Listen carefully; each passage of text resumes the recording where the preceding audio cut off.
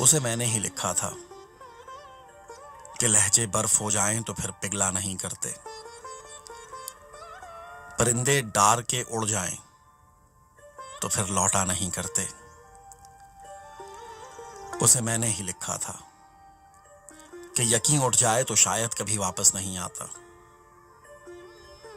हवाओं का कोई तूफान कभी बारिश नहीं लाता।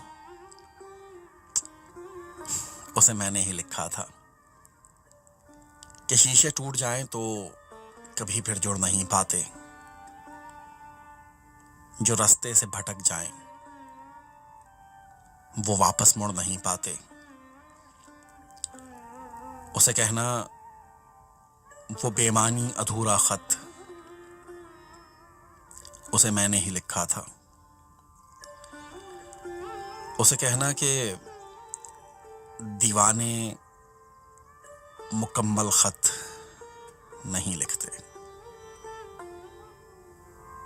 उसे कहना।